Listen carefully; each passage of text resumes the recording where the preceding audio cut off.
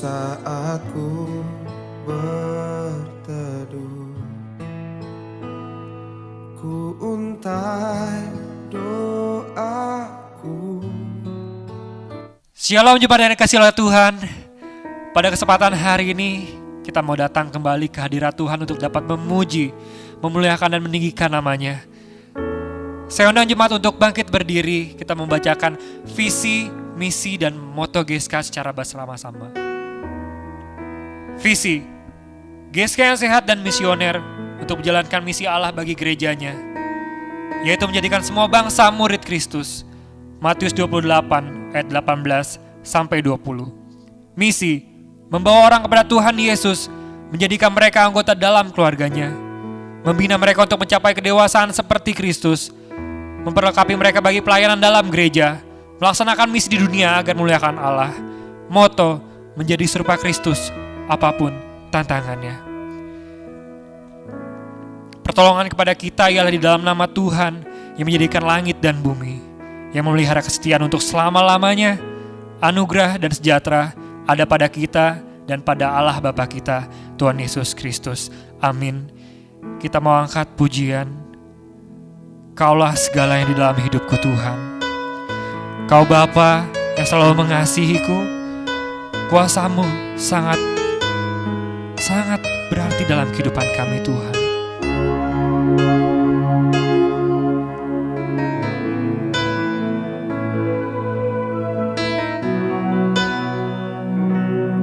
Kau Bapa yang mengasihiku, kuasamu memulihkanku, hati yang baru kau berikan, untukku dapat melihat rencanamu indah bagiku. Kau ada di setiap jalanku,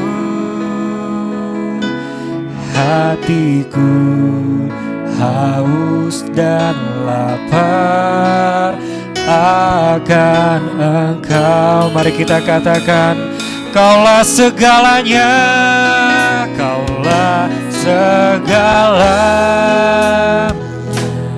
di dalam hidupku, di dalam hidupku.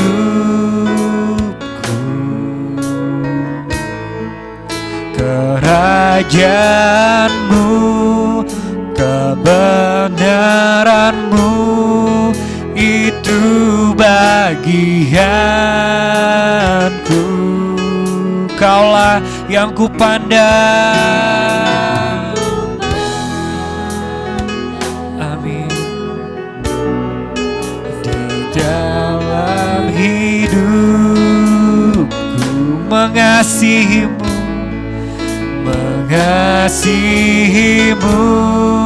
memuliakanmu, Bapa dan Rajaku.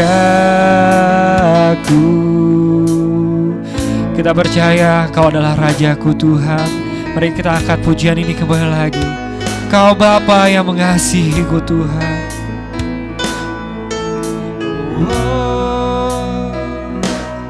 Kau Bapa yang mengasihiku,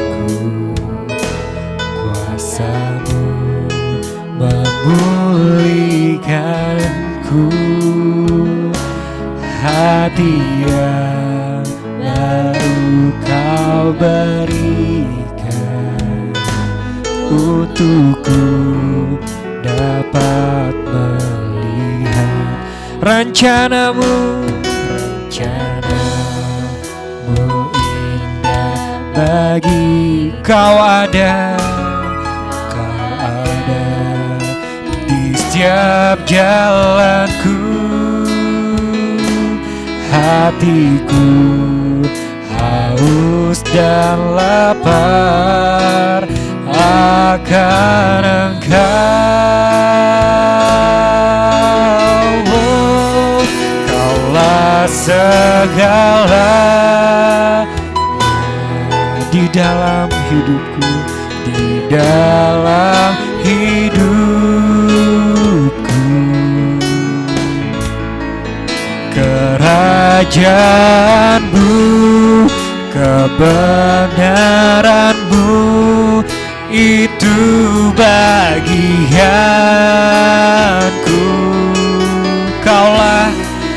Kaulah yang ku pandang selama hidupku.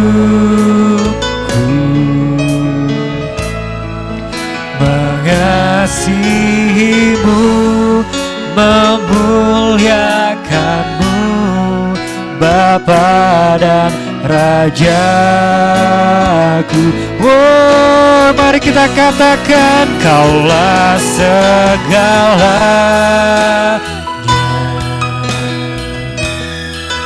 di dalam hidupku.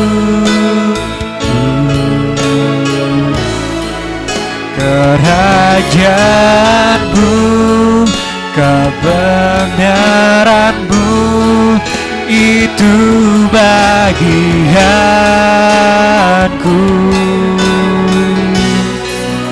Kaulah yang ku pandang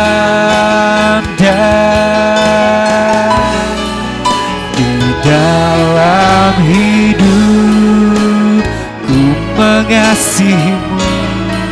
Mengasihimu dan memuliakanmu, Bapa dan Rajaku. Mengasihimu Tuhan, mengasihimu, memuliakanmu,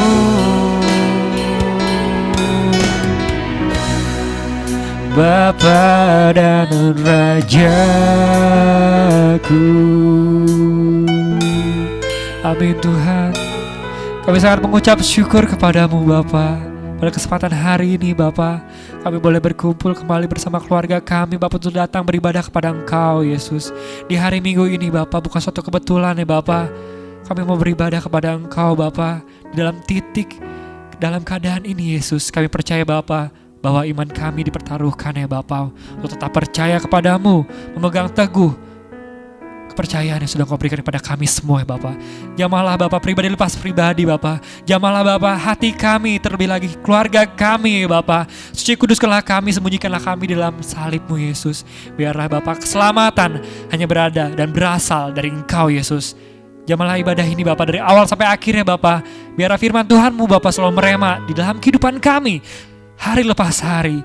Kami percaya Bapa, kami akan hidup berdasarkan pengetahuan yang Kau berikan kepada kami. Kami sangat bangga memiliki Allah seperti Engkau. Hanya di dalam nama Tuhan Yesus. Haleluya. Amin. Shalom jemaat yang dikasihi oleh Tuhan. Shalom. Pada kesempatan hari ini kita datang kembali ke hadirat Tuhan untuk dapat memuji muliakan nama Tuhan. Kita mau mengangkat suara kita, sekalipun kita di rumah masing-masing bersama keluarga kita tetap bertepuk tangan meninggikan namanya. Kita mau angkat satu pujian.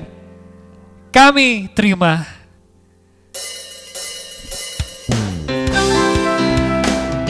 Sekalipun kita berada di rumah Tuhan, apapun di rumah kita masing-masing, kita tetap memuji meninggikan namanya. Tetap bertepuk tangan.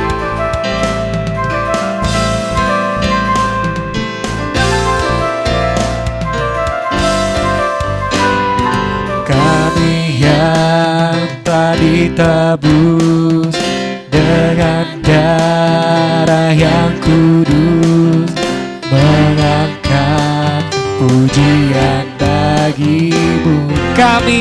Kami bait kudus-Mu Tuhan. Kami bait kudus-Mu sebagai bukti karya-Mu. Nyatakan Kau besar dan hidup. Berlari sampai tujuan, berlari sampai tujuan, mendapatkan mahkota kekal. Kami terima kuasa-Mu Tuhan. Kami terima kemenangan yang Engkau sediakan, untuk kami bawa di setiap langkah. Dimanapun kami berdiri, kemanapun kami kan pergi, di situ pasti mujizat-Mu terjadi. Kami percaya Tuhan, mujizat-Mu terjadi atas kehidupan kami hari ini. Kami yang telah ditebus, amin, dengan darah yang kudus, mengangkat pujian bagi-Mu. Kami bait kudus-Mu, kami bait kudus-Mu, sebagai bukti karya-Mu, nyatakan Kau besar dan hidup. Berlari sampai tujuan, mendapatkan mahkota kekal. Kami terima kuasa-Mu Tuhan, kami terima kemenangan yang Engkau sediakan, untuk kami bawa di setiap langkah. Dimanapun kami berdiri, kemanapun kami kan pergi, di situ pasti mujizat-Mu terjadi.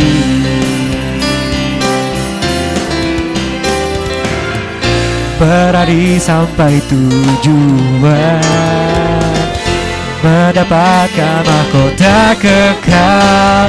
Kami terima kuasa-Mu Tuhan, kami terima kemenangan yang Engkau sediakan, untuk kami bawa di setiap langkah.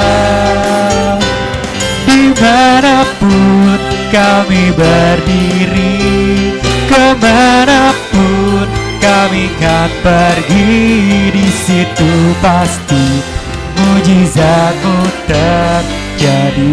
Di situ pasti, di situ pasti mujizat-Mu terjadi. Di situ pasti mujizat-Mu terjadi. Beri kemuliaan yang terbaik buat Tuhan Allah kita. Haleluya. Tiba waktunya kita akan membacakan pengakuan iman rasuli. Pengakuan iman rasuli. Aku percaya pada Allah, Bapa yang Maha Kuasa, Khalik langit dan bumi, dan kepada Yesus Kristus, Anak yang tunggal Tuhan kita, yang dikandung daripada Roh Kudus, lahir dari anak darah Maria, yang menderita sengsara di bawah pemerintahan Pontius Pilatus, disalibkan, mati dan dikuburkan, turun ke dalam kerajaan maut, pada hari yang ketiga, bangkit pula dari antara orang mati, naik ke sorga, duduk sebelah kanan Allah, Bapa yang Maha Kuasa, dan dari sana Ia akan datang untuk menghakimi orang yang hidup dan yang mati. Aku percaya pada Roh Kudus, gereja yang kudus dan persekutuan orang kudus, pengampunan dosa, kebangkitan daging dan hidup yang kekal. Amin. Mari jemaat Tuhan, kita bersatu dalam doa. Bapa di sorga, terima kasih atas pertolongan, kemurahan Tuhan. Kami boleh kembali beribadah, memuji Tuhan, meninggikan nama Tuhan. Karena esensi ibadah adalah bukan soal tempatnya, namun kami boleh belajar untuk meninggikan Tuhan, memuji Tuhan, dan belajar dari firman-Mu. Terima kasih Tuhan atas pertolongan-Mu, kemurahan-Mu sepanjang hari. Kami boleh bertahan, boleh ada oleh karena tangan kasih Tuhan yang menopang, memegang kami. Kami tahu ketika dunia meninggalkan kami, Engkau Yesus sahabat kami sejati yang bersama-sama dengan kami setia dan boleh menolong kami orang-orang percaya. Terima kasih Bapa di sorga, kami juga teringat hamba-Mu Gembala Sidang yang sudah semakin baik semakin Tuhan pulihkan. Itu semua karena pertolongan Tuhan.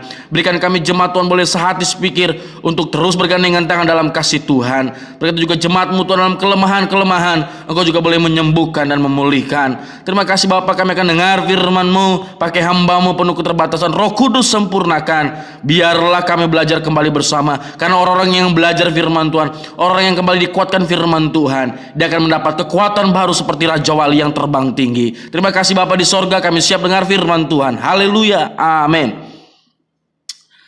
Puji nama Tuhan. Selamat pagi, shalom. Selamat hari Minggu bagi kita semua, jemaat Tuhan yang kasih dalam Tuhan. Hari ini kita akan belajar kembali bersama dalam firman Tuhan dengan tema tidak ada misi tanpa pengorbanan. Tidak ada misi tanpa pengorbanan, dari Kisah Para Rasul 8 ayat yang pertama sampai yang ketiga. Mari kita buka Kisah Para Rasul 8 ayat yang pertama sampai yang ketiga. Saya akan bacakan bagi Bapak Ibu sekalian, saudara-saudara sekalian dalam Tuhan. Kita akan belajar firman dari Kisah Rasul 8 ayat yang pertama sampai ketiga.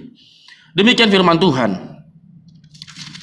Pada waktu itu mulailah penganiayaan jemaat yang hebat terhadap jemaat di Yerusalem. Mereka semua kecuali rasul-rasul tersebar ke seluruh daerah Yudea dan Samaria. Orang-orang saleh menguburkan mayat Stefanus serta meratapinya dengan sangat.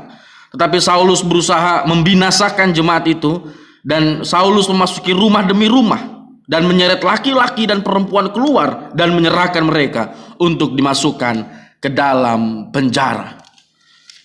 Ini adalah potret singkat betapa tantangan umat Kristen mula-mula 2000 tahun yang lalu setelah Yesus naik ke sorga tidak mudah. Kita mengenal Yesus penuh kuasa mujizat, tapi ikut Yesus bukanlah perkara mudah. Keselamatan kita terima dengan cuma-cuma. Karyanya disalib mengubahkan kita, memulihkan kita dari yang terpuruk menjadi bangkit, dari yang kehilangan pengharapan memiliki pengharapan. Namun ketika ikut Yesus bukan berarti jalan tol, jalan mudah. Ada tantangan, ada pengorbanan. Oleh karena itu kita melihat bahwa di tema hari ini kita melihat firman Tuhan luar biasa sekali, bahwa kita melihat bahwa Saulus, tokoh Alkitab yang begitu luar biasa, memiliki masa lalu yang begitu kelam. Stefanus adalah salah satu dari diaken abad mula-mula, angkatan pertama diaken, majelis angkatan pertama di dunia. Dari 7 orang, Stefanus salah satunya. Jadi zaman dulu para rasul melayani firman, namun juga harus mengurus ini dan itu, sehingga dipilih 7 orang penuh hikmat penuh roh untuk membantu rasul. Dan Stefanus salah satu. Dan Stefanus yang begitu luar biasa mengasihi Tuhan, akhirnya dirajam mati. Dan waktu dirajam ada Saulus. Dan Saulus bilang, pasal 8 ayat yang pertama, yang A, Saulus setuju bahwa Stefanus mati dibunuh. Saulus setuju bahwa Stefanus mati dibunuh. Menurut Saulus, Stefanus adalah pengikut sesat. Menurut Saulus, dialah ajaran yang paling benar. Dia adalah keturunan Yahudi, lahir dari budaya Yahudi, mengenal Allah, merasa mengenal Allah, spirit semangat keagamannya begitu tinggi, semangat ritual keagamannya begitu dahsyat, radikal. Poin pertama kita boleh belajar bahwa saudara-saudara dalam Tuhan, bahwa spirit keagamaan yang salah membuat kita belum tentu mengenal Allah yang benar. Semangat keagamaan yang salah bisa membuat kita tidak mengenal Allah yang benar. Saulus baca Taurat pagi siang malam, belajar dalam doktoral Gamaliel, tetapi ternyata spirit keagamaan, pengetahuan yang begitu dahsyat tentang agama membuat dia bahkan tidak mengenal Allah yang benar. Stefanus yang mengasihi Tuhan, dia bilang setuju, pantas mati. Luar biasa. Orang yang dari sangat-sangat begitu mengerikan, orang yang begitu sangat-sangat menentang kekristenan, adalah orang yang tidak akan dipakai Tuhan. Bicara misi penginjilan, kita bicara tentang harga martir yang membuat jemaat semangat memiliki iman. Tetapi harga martir juga membuat senang lawan Kristen. Satu sisi ada orang yang berkorban, Stefanus mati, jemaat dikuatkan, ayo kita bersemangat. Tapi satu sisi yang lain, bagi oposisi, bagi lawan Kristen, itu adalah sebuah prestasi. Bisa membungkam, bahkan membunuh, menewaskan orang yang radikal bagi Kristus. Adalah prestasi. Karena kenapa? Karena menurut Saulus itu kafir. Bahwa spirit keagamaan yang salah adalah spirit di mana menganggap orang lain kafir, dirinya benar. Dan bukankah keagamaan-keagamaan dunia sekarang juga berjalan seperti itu? Merasa dirinya benar dan menganggap orang lain kafir. Tetapi kita belajar hari ini bahwa menjadi utusan Injil harus siap menjadi musuh masyarakat yang tidak suka dengan berita Injil, kabar pelepasan, kabar pemulihan. Pengikut Yesus pada zaman mula-mula harus siap menghadapi Saulus, salah satu otak, salah satu orang pintar, strategi ulung yang menghancurkan umat Kristen. Artinya kita harus siap diserang, harus siap mengalami tantangan. Itulah pengorbanan misi pertama, bahwa kita harus siap kalaupun dibenci atau menjadi musuh masyarakat. Itulah yang perlu kita pelajari. Jangan sampai juga kita menjadi orang Kristen spirit keagamaan. Jangan sampai kita udah mengenal Yesus, tapi kita ada spirit keagamaan yang salah, yang membuat kita nggak mengenal Allah yang benar. Apa indikatornya? Kita merasa diri kita benar, orang lain lebih jelek, lebih salah. Membenarkan diri atas kejelekan orang lain. Itu juga spirit keagamaan yang salah. Kristen tidak bicara begitu. Ketika dia diampuni, dia melihat orang lain perlu diampuni. Ketika dia dibebaskan, dia melihat orang lain perlu dibebaskan. Bukan melihat ketika saya merasa benar, orang lain yang salah, orang lain yang perlu bertobat. Tidak. Bicara Kristen sejati adalah saya yang perlu bertobat, saya yang perlu diubahkan Tuhan, saya yang perlu mengalami kasih Tuhan, dan tidak menghakimi orang lain. Yang kedua, Saulus yang begitu jahat dengan orang Kristen, mungkin kalau saya hidup pada zaman itu, saya sebagai orang percaya atau sebagai orang awam atau orang yang mula-mula ikut Yesus, bisa jadi saya juga kesel sama Paulus. Saya kesel sama Saulus. Mengapa? Bisa saja mungkin paman, mungkin abang, mungkin orang tua kita. Ayat 3 pasal 8, Paulus menyeret orang perempuan, menyeret laki-laki keluar, diseret dan dimasukin penjara. Bisa jadi itu adalah keluarganya, atau salah satu kerabatnya, sahabatnya. Mungkin tadi siang habis minum kopi bareng, masih kongko-kongko, malamnya diseret dimasukin penjara.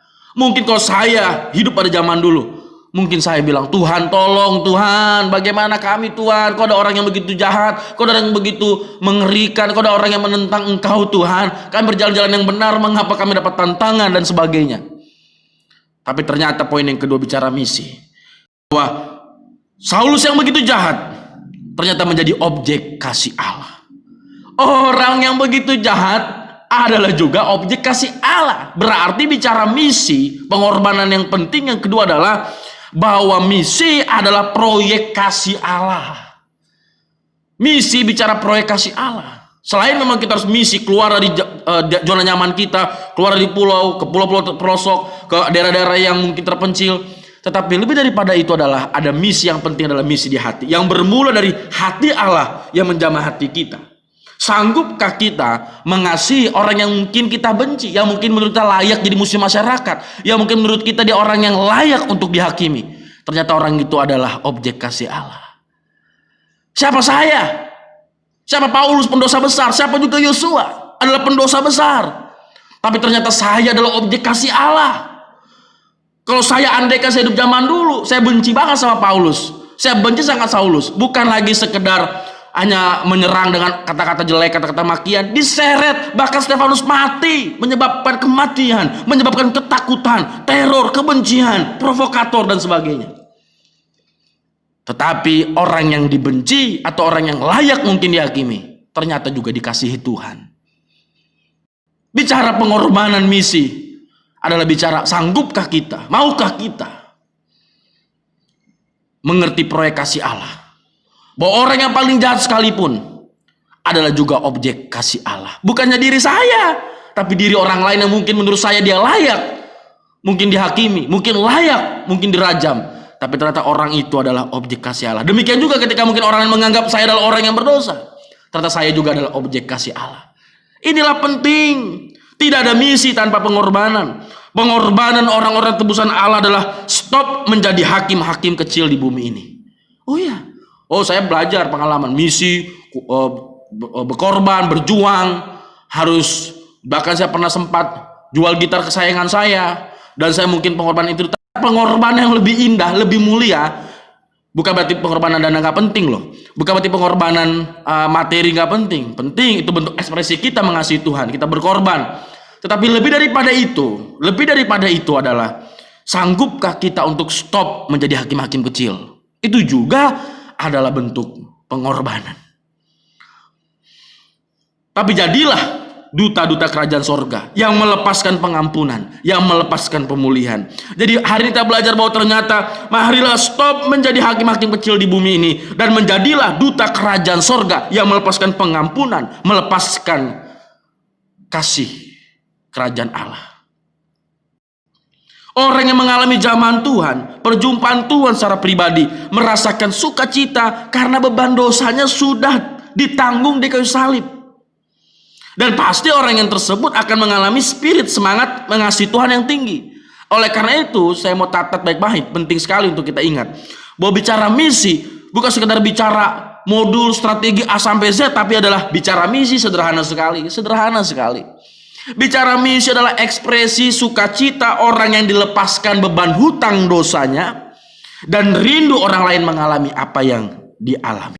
Saya ulangi lagi, bicara misi adalah bukan bicara beban, aduh sekarang kan gereja takut misi, enggan misi, banyak orang aduh misi ini ngeri dan sebagainya. Sebenarnya misi adalah ketika kita mengalami pengampunan, merasakan Tuhan sudah mengampuni, melunaskan hutang dosa saya. Ada ekspresi sukacita orang yang dilepaskan hutang dosanya, beban hidupnya, beban batinnya, dan rindu orang lain mengalami apa yang dia alami bersama Yesus. Kalau sampai ke titik ini, catat, kalau sampai kita ke titik ini, saya percaya kita orang yang begitu najis berdosa dan mengalami pelunasan hutang dosa, mengalami jamahan Tuhan, mengalami pemulihan, saya percaya kita akan rindu orang lain mengalami hal yang sama. Yang paling menyedihkan adalah, yang paling berat tantangannya adalah ketika dia sudah bertahun-tahun gereja, bertahun-tahun melayani, tapi dia masih menjadi hakim-hakim kecil. Bertahun-tahun dia melayani, kenal Tuhan, tapi dia masih merasa diri paling benar. Itu tantangan paling besar dan paling sulit. Tapi kalau kita orang yang sederhana, saya lagi master, saya pernah keluar negeri, tapi saya nggak anggap itu sebagai kehebatan atau sebagai kesombongan, tapi belajar Tuhan, siapa saya. Tapi banyak orang yang belum ngerti pun pengen paling jadi hakim benar, paling sok pintar dan sebalanya. Saya belajar Tuhan, jangan jadikan hambamu sok pintar, tapi rendah hati, karena Engkau Tuhan menjadikan aku objek kasih-Mu, seperti Paulus yang layak dibenci, tapi Engkau jadikan rasul 11 surat dari 27 kitab perjanjian baru dibuat oleh Saulus. Orang yang paling dibenci, tapi menjadi orang yang paling produktif dalam Injil. Tuhan jadikan aku. Dan responi. Dan aku ingin Tuhan ekspresi kasihku karena mengalami kelepasan beban hutang dosa, dan aku rindu orang lain mengalami hal yang sama. Kalau kita belum sampai titik ini, kita masih menjadi farisi modern. Yang ketiga, kita belajar tentang Paulus, bicara misi, bicara perjalanan Paulus. Ya, tadi saya sudah singgung sedikit bahwa 27 kitab perjanjian baru, 11 diantaranya ditulis oleh Paulus. Dan kalau Anda lihat di Alkitab fisik yang kalian punya, Bapak Ibu punya, ada di belakang adalah perjalanan Yesus, ada juga perjalanan Paulus, ada 3 babak. Mengapa penting dicatat oleh Lembaga Alkitab Indonesia?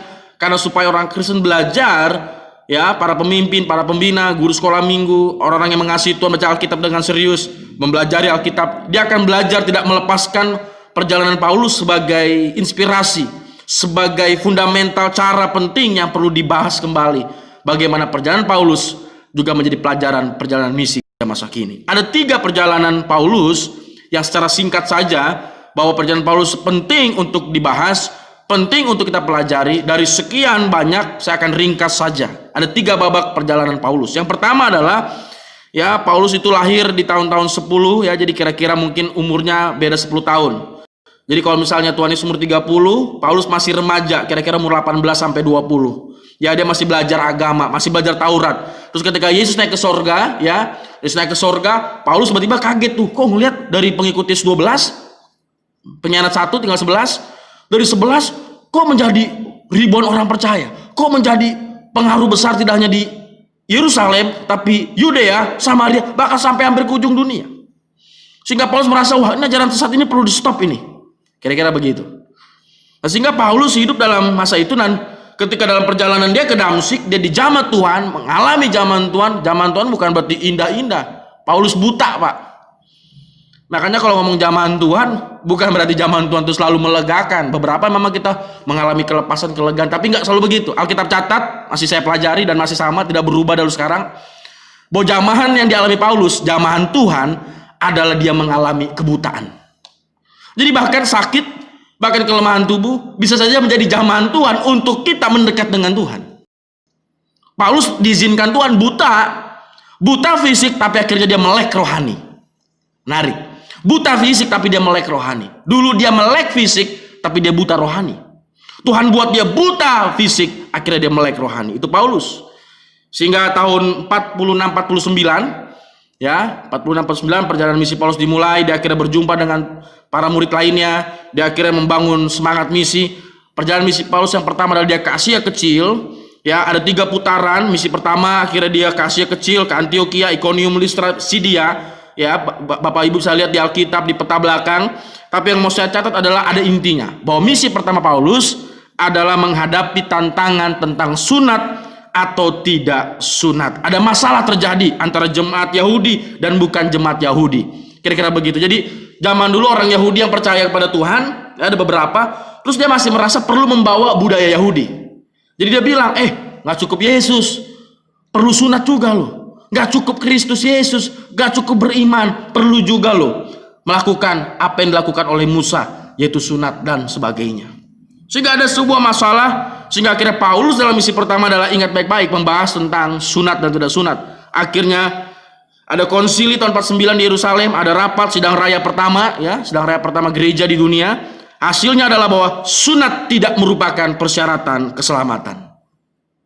Akhirnya bangsa-bangsa lain pun tidak dibebani dengan sunat. Boleh sunat, ya, untuk kesehatan dan sebagainya, tapi tidak berarti sunat adalah syarat keselamatan. Ini penting sekali, ini isu krusial pada masa itu, bahwa mereka diselamatkan Allah ketika percaya kepada Kristus. Ini penting sekali, bahwa misi pertama Paulus, dia membangun doktrin, dasar filosofi, ya, dasar doktrin, ajaran kekristenan yang fundamental, yang kokoh, yang kuat, yang tangguh. Kira-kira gitu bahasa sederhananya.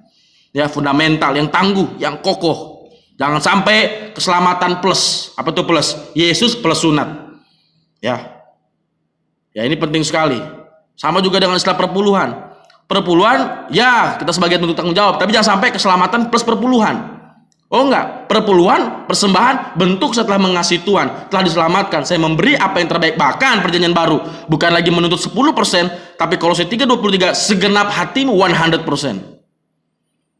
Nah, ini penting sekali karena banyak isu krusial. Artinya bahwa Paulus ingin bilang keselamatan tok Yesus, tidak ada keselamatan plus. Ini misi pertama perjalanan Paulus. Yang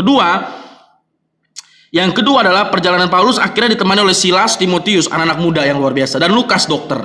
Jadi Paulus, ya, memberitakan Injil, ya, membangun doktrin luar biasa. Lukas, ya, dia dengan kesehatannya, jadi antara hamba Tuhan dengan tenaga kesehatan. Wah, ini sebuah duet yang luar biasa. Ya. Akhirnya mereka bermisi dari pertama Asia Kecil, lalu yang kedua, misi kedua Paulus adalah mulai dia ke Eropa. Ke Athena, Korintus, Tesalonika, itu sudah mulai dia ke Eropa. Dan dia bersama dengan rekan-rekan misinya yang muda. Yang kedua, dia udah banyak rekan-rekan misi. Nggak banyak, Pak, cukup 2-3 orang, tapi dia solid. Ya, solid. 2-3 orang, mantap. Silas, Timotius, ya. Nanti kemudian ada Titus dan sebagainya. Solid, pasukan muda, menjadi duta-duta Kristus. Puji Tuhan. Namun Paulus mengalami penolakan. Di perjalanan misi yang kedua ini Paulus mengalami banyak penolakan. Namun dia mendirikan tetap jemaat yang penuh semangat. Dan dia akhirnya kembali lagi ke Antioquia. Kira-kira begitu. Jadi yang pertama ke Asia Kecil, yang kedua udah mulai ke Eropa. Ada anak muda luar biasa semangat. Perjalanan misi dia akhirnya memberkati banyak jemaat-jemaat. Tantangan begitu sulit, tapi akhirnya dia membangun banyak jemaat-jemaat. Akhirnya dari anak muda itu menjadi gembala. Jadi rasul itu adalah dia menjadi mentor para gembala. Jadi gembala-gembala, ya, dan dia rasul penginjil, ya. Dia akhirnya membina, mementor generasi muda untuk menjadi pemimpin rohani di setiap daerah-daerah Asia Kecil, Eropa yang dia rintis. Itu misi kedua Paulus. Dan misi artinya bahwa Bapak Ibu sekalian ada poinnya. Yang ketiga, bicara misi, bahwa misi berarti komitmen berani bayar harga. Bahwa misi pertama dan misi kedua Paulus adalah sebuah komitmen. Paulus berani bayar harga. Dia nggak tunggu yang lain-lainnya, dia jual, Pak. Dia jual kain ungu, Pak, kain tenda itu. Paulus berjuang, berusaha. Dia semangat. Ya, ada pengorbanan, berani bayar harga, waktu, tenaga, segala kecerdasan yang dulu dipakai untuk menghancurkan umat Kristen diubah menjadi membangun jemaat Kristus yang tangguh. Jadi bicara pertobatan adalah bukan tiba-tiba dari, ada banyak orang pintar, orang jahat kan juga orang pintar sebenarnya. Terus ketika dia bertobat, bukan tiba-tiba dia diam di gereja, ya kan, hubungan vertikal doang ke Tuhan. Oh enggak, bicara pertobatan juga bicara kepintarannya dulu, yang mungkin dulu dia jago maling, korupsi, ya sogok sana sogok sini, jilat bos ya, penjilat bos gitu kan. Terus mungkin provokasi teman kantornya, mungkin segala mulut itu jago untuk mungkin jatuhin temennya, mulut itu jago jatuhin lawan-lawannya. Ketika dia bertobat, kemampuannya bukan hilang tapi diubahkan menjadi menjangkau Kristus. Begitu kira-kira. Jadi Paulus menggunakan segala daya, segala semangat, segala potensinya untuk dia berani bayar harga. Itu misi. Berarti komitmen, menggunakan segala daya potensi. Kalau zaman sekarang kita punya potensi teknologi, ya musik, potensi mungkin membuat sesuatu, ya kan, bahkan bikin kue udah menjadi misi loh di tanah Sunda, di banyak daerah. Ya buat kue, buat baju ya. Kami pelayanan misi ke Sumba, Mami Rohani kami, saya punya di Surabaya itu ya. Dia bikin kue, kuenya enak sekali, harga Rp3.000, dan uang itu akhirnya bisa beli mobil misi, dan akhirnya juga bisa memberangkatkan misi juga. Dari kue, roti sederhana, bukannya untuk keuntungan pribadinya, tapi setiap yang dilakukan usahanya untuk misi. Berani bayar harga, itu yang ketiga. Lalu yang keempat, perjalanan misi Paulus yang selanjutnya, yang ketiga, tahun 54 sampai 58. Akhirnya Paulus pergi ke Efesus. Nah, ini menarik sekali. Ada uniknya di perjalanan misi Paulus yang ketiga. Perjalanan misi Paulus yang ketiga, Paulus menjadikan kota Efesus sebagai pusat aktivitas misionernya 3 tahun. Kita bisa melihat di Kisah Para Rasul 20 ayat 31. Di kota inilah Paulus menulis beberapa surat kepada Galatia, Filipi, kepada jemaat Filemon. Pada masa itu jemaat Korintus terpecah belah. Paulus mencoba menyatukan jemaat kembali, ya, membuat lagi 5 surat, mengadakan kunjungan, mengajak jemaat, dan bahkan mengumpulkan dana bagi orang miskin di Yerusalem. Jadi tadinya Yerusalem nih tempatnya awalnya Roh Kudus tercurah, ya, ibu kota Israel. Tadinya Yerusalem, ya, memberkati bangsa-bangsa. Ternyata jemaat Yerusalem sempat mengalami drop juga ekonomi. Ternyata jemaat-jemaat, ya, yang cabangnya malah memberkati jemaat induk. Nah, ini luar biasa. Bahwa nggak selalu induk memberkati yang cabang, cabang pun diizinkan Tuhan memberkati yang induk. Luar biasa sekali. Luar sekali. Dan akhirnya kita belajar hari ini dari firman Tuhan bahwa bicara misi, bicara strategi, bicara hikmat. Paulus menyiapkan generasi penerus, Christian Center. Ya, sekarang ini diambil, disabotase oleh saudara kita. Ya, ada center yang lain, ya, yang punya sebuah spirit kesatuan untuk menjangkau orang Kristen untuk, ya begitu, pindah iman. Tetapi pada sebenarnya itu sudah dilakukan Paulus ribuan tahun, 2000 tahun yang lalu. Dia membangun di Efesus. Jadi begini, misi pertama, misi kedua, dia udah luar biasa. Dia menjangkau, dia bergerak dengan luar biasa. Dia bangun anak muda, dia menjangkau, ya kan, berbagai daerah segala macam, nggak satu daerah doang. Tapi yang ketiga dia tahu, di tahun 54-59 Paulus udah mulai tua. Ya kan, udah mulai masuk di umur 50. Dapat tantangan. Ya, bahkan tantangan dari orang-orang yang ingin menjatuhkan dia banyak. Sampai akhirnya Paulus bukan mengalami tantangan lagi. Dia bahkan akhirnya sempat disesah dan sebagainya, di penjara. Ya, tapi saya nggak ceritakan detail semuanya, begitu banyak. Tapi yang saya mau lihat adalah poin keempat ini adalah Paulus bicara misi, bicara strategi, bicara hikmat, bicara mempersiapkan tim, mempersiapkan generasi penerus, Christian Center, misi center. Bahwa tidak bisa dilakukan lagi oleh 1 orang hamba Tuhan, 2 orang hamba Tuhan. Harus bicara generasi penerus. Itu bicara misi yang keempat. Yang terakhir, di akhir riwayatnya Paulus akhirnya, ya, di tahun 59 atau 60 Paulus akhirnya diadili di Roma, ya. Ya, kira-kira dia akhirnya di penjara, ya, hidupnya dari penjara satu ke penjara selanjutnya. Intinya adalah Paulus di masa tuanya, ya, tetap produktif. Dan menurut data sejarah gereja, Paulus meninggal di tahun 67. Berarti kalau kira-kira dia lahir tahun 10, 67 berarti dia meninggal kira-kira hampir umur 60. Usia yang nggak terlalu tua, tapi nggak terlalu muda, tapi dia tetap produktif.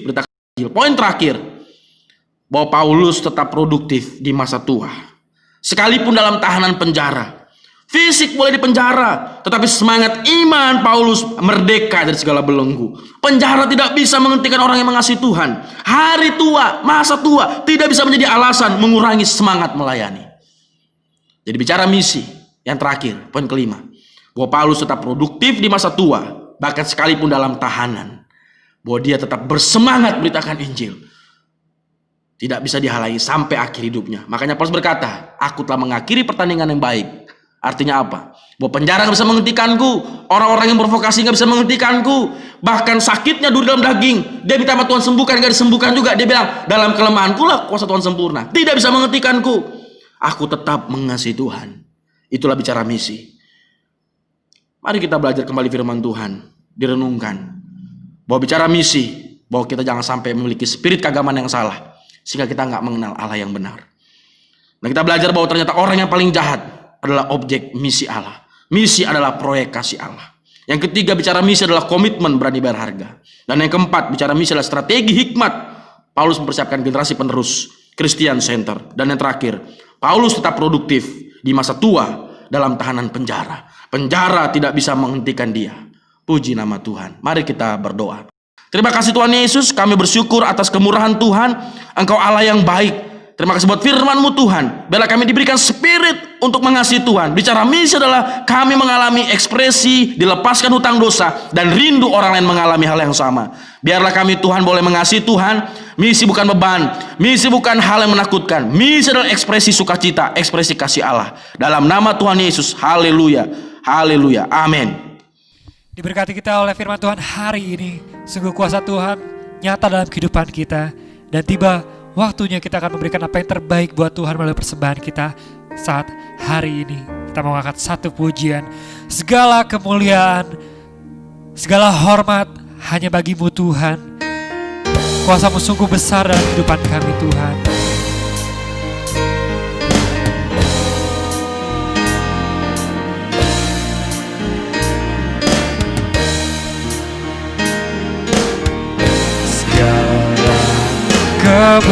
Kemuliaan hanya bagi Tuhan.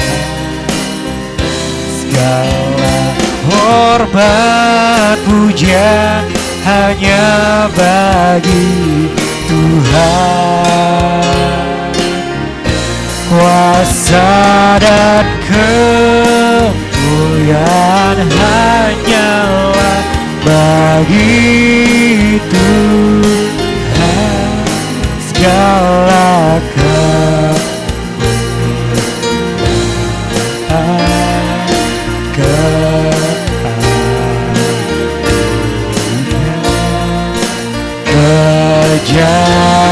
kejayaan hanya bagi Tuhan. Segala kemuliaan, kemuliaan hanya bagi Tuhan. Segala hormat pujian hanya bagi Tuhan. Kuasa dan kemuliaan hanyalah bagi Tuhan. Segala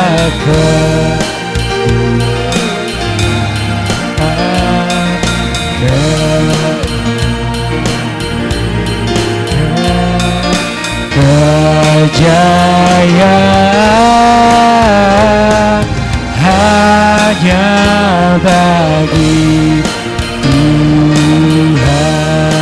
Hanya bagi Tuhan. Hanya bagi Tuhan.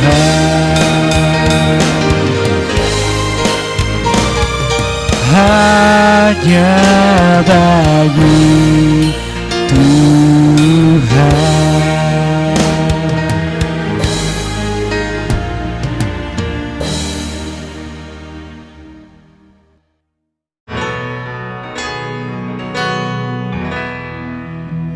Bagi Bapa, Anak dan Roh, puji, hormat dan mulia, dulu sekarang tak berubah.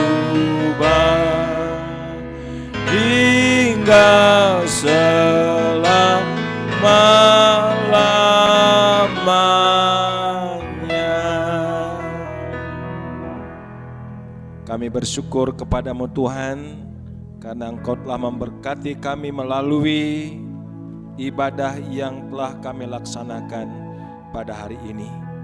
Dan di dalam ibadah ini pun kami datang membawa segala persembahan sebagai suatu pengucapan syukur kami bahwa di tengah-tengah resesi ekonomi kami tetap menerima dan mengalami berkat Tuhan.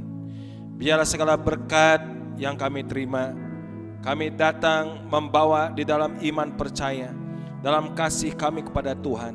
Biarlah walaupun tidak seberapa nominalnya yang kami bawa, Tuhan melihat hati kami yang tulus ikhlas mengasihi Engkau.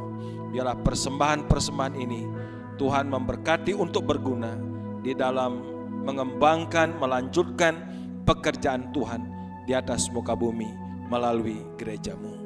Terima kasih Tuhan, di saat ini pun kami bersama-sama dengan jemaat-Mu tertunduk berdoa untuk bangsa dan negara kami Indonesia.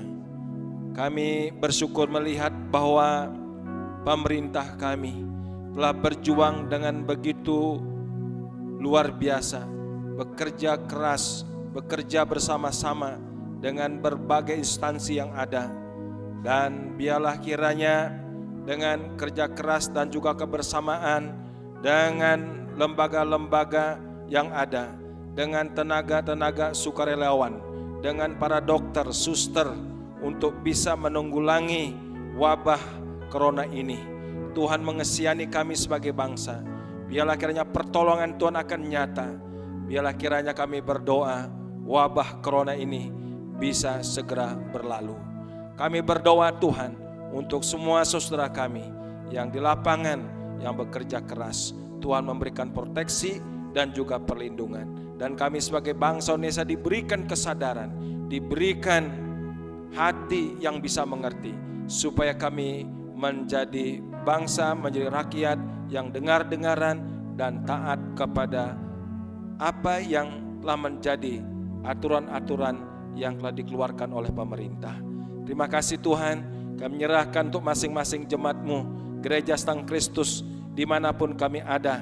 Biarlah kami boleh terus bersatu, mewujudkan satu kebersamaan di dalam Tuhan. Supaya lewat gereja-Mu Sang Kristus yang ada di Indonesia ini, di bawah kepemimpinan sinode, lembaga sinode, Tuhan juga tolong Tuhan berkati. Supaya kiranya kami gereja-Mu boleh tetap terus bergerak, sinergi, bergerak dinamis, bergerak untuk terus bersemangat maju melakukan pekerjaan-pekerjaan Tuhan. Terima kasih Bapa, kami menyerahkan masing-masing rumah tangga kami, keluarga kami. Biarlah di tengah-tengah masa sekarang ini, oleh karena imbas corona ini, ada banyak jemaat saudara kami yang mengalami kesulitan ekonomi. Biarlah di tengah-tengah kesulitan ekonomi ini, mereka tetap bertahan, memiliki iman percaya, dan iman mereka boleh teruji di tengah-tengah kesulitan. Mereka tetap setia dalam iman percaya, tetap setia dalam mengasihi Tuhan, tetap setia dalam ibadah-ibadah kami kepada Engkau, tetap setia berjuang untuk saling kami menolong seorang dengan yang lain. Terima kasih Tuhan, kami menyerahkan seluruh kehidupan kami sebagai jemaat-Mu, sebagai pengerja-pengerja, sebagai hamba-hamba Tuhan, sebagai gembala-gembala sidang. Tuhanlah menyertai kami dengan kuat kuasa dari surga. Terima kasih Bapa atas semuanya, atas segala berkat yang telah kami terima. Dan biarlah semuanya itu akan membawa kami tetap dalam iman percaya kami yang teguh kepada Engkau. Terpujilah Allah kami kekal. Inilah doa persembahan dan doa syafaat kami yang boleh kami bawa dalam nama Tuhan Yesus Kristus yang telah mengajarkan kami berdoa demikian. Bapa kami di surga, dikuduskanlah nama-Mu, datanglah kerajaan-Mu, jadilah kehendak-Mu di bumi seperti di surga. Berilah pada hari ini makanan kami secukupnya, dan ampunilah kesalahan kami, seperti kami sudah mengampuni orang lain yang bersalah kepada kami.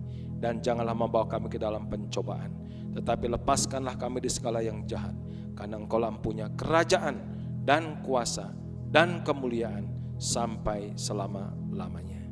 Terimalah berkat daripada Tuhan Kiranya damai sejahtera dari Allah Bapa yang limpah sempurna, kasih karunia penebusan, pengampunan dosa, keselamatan hidup yang kekal dalam Kristus Yesus Anak yang tunggal, serta janji penyertaan penghiburan oleh Roh Kudus menyertai saudara sekalian sekarang ini sampai selama-lamanya. Amin. Amin.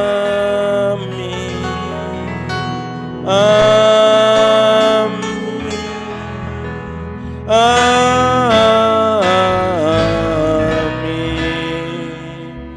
Amin.